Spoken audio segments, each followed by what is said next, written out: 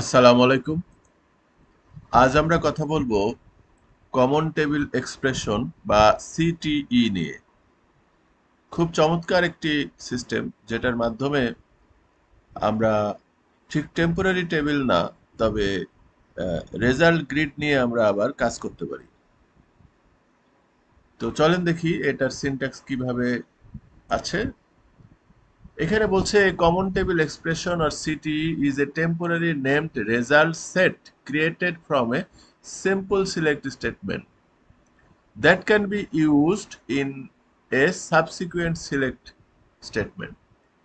অর্থাৎ আমরা এই উদাহরণটা একেবারে এসকিউএল এ দেখি, তাহলে পরিষ্কার হয়ে যাবে আমাদের। তো এখানে আমরা নতুন একটা কোয়েরি নিই। এখানে আমরা দেখেন যে একটা এখানে এটা ভুল আছে, এটা এরকম দিলে ঠিক হবে। আচ্ছা, আমরা একটা কমন টেবিল এক্সপ্রেশন তৈরি করলাম, এটা নাম দিলাম সিটি1। আপনি যে কোনো নাম দিতে পারবেন, কিন্তু এটা তৈরি করতে হয় এই উইথ কিওয়ার্ড দিয়ে। তো উইথ কিওয়ার্ড দিয়ে আমরা সিটি1 তৈরি করলাম। তারপরে আমরা একটা জাস্ট সিলেক্ট স্টেটমেন্ট, এটা খুব সিম্পল সিলেক্ট স্টেটমেন্ট এখানে আছে। কাস্টমার টেবিল থেকে সমস্ত কাস্টমারগুলিকে নেওয়া হয়েছে যাদের ফার্স্ট নেম হচ্ছে এ দিয়ে শুরু। আপনার আরো জটিল হইতে পারতো, এখানে অনেক বড় একটা সিলেক্ট কোয়েরি হইতে পারতো। যাই হোক, এই সিলেক্ট কোয়েরি থেকে যে রেজাল্টটা আসবে সেই রেজাল্টটা এই সিটি অন এর মধ্যে স্টোর হবে, এবং সেটা এই সিটি অন কে আমরা কিন্তু এখন আবার সিলেক্ট করলে দেখতে পারবো। চলেন দেখি ঘটনা কি হয়।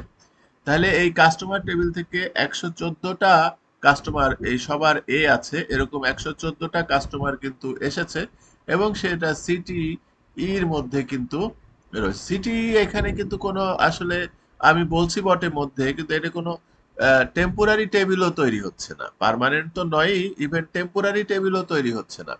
এটা যেটা হচ্ছে, এই রেজাল্ট গ্রিড একটা র্যামের মধ্যে হচ্ছে, সেই রেজাল্ট গ্রিড থেকে আবার আমাকে এখানে দেখাচ্ছে, এই সিটি ওয়ান এর মাধ্যমে দেখাচ্ছে। তো দেখেন আমার কাস্টমার টেবিলে কিন্তু 1445টা কাস্টমার ছিল, সেখান থেকে বিশেষ ধরনের কাস্টমার গুলিকে আলাদা করে একটা সিটি বানাতে পারলাম। এখন যদি আমরা মনে করি যে এই সিটি থেকে আবার আরেকটা সিটি বানাতে বানাতে হবে বা বানাতে চাই, আমরা সেটাও করতে পারবো।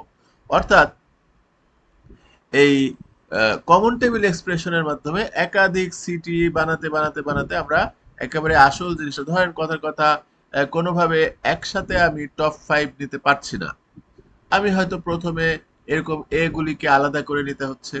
তো আমরা এই প্রথমে ফার্স্ট নেম এ আলাগুলিকে এই সিটি অন এর মধ্যে নিলাম। এখন সিটি অন থেকে আবার যদি আরেকটা সিটি বানাই, চলেন দেখি কি করে বানাবো।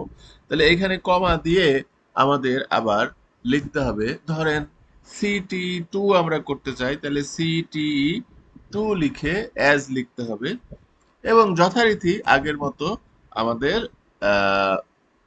কোয়েরিটা লিখতে হবে। তো কোয়েরিটা কি, এবারে আমরা বলতে চাচ্ছি যে সিটি ওয়ান থেকে টপ 5 রেকর্ডটা নেওয়া হবে। টপ 5 রেকর্ডটা নিবে, এটাই হলো, তারপরে সেটা সিটি টু তে স্টোর হবে।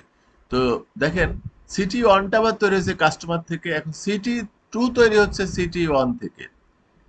তারপরে আমরা শেষে আমরা দেখব যে select star from CTE two. তো চলেন আমরা এটা রান করি। দেখেন টপ 5 কিন্তু হয়েছে। তার মানে এখানে সিটি কাস্টমার থেকে সিটি ওয়ান তৈরি হয়েছে, আবার সিটি ওয়ান থেকে সিটি টু তৈরি হয়েছে, আবার যদি সিটি টু থেকে আমরা সিটি থ্রি তৈরি করতে চাই, এরকম করে করতেই পারবো আসলে। তার মানে এগুলি আমাদের এই কমন টেবিল এক্সপ্রেশন আকারে, রেজাল্ট গ্রিড আকারে আসছে, এবং সেখান থেকে আমরা পরবর্তী কাজ করতে পারছি।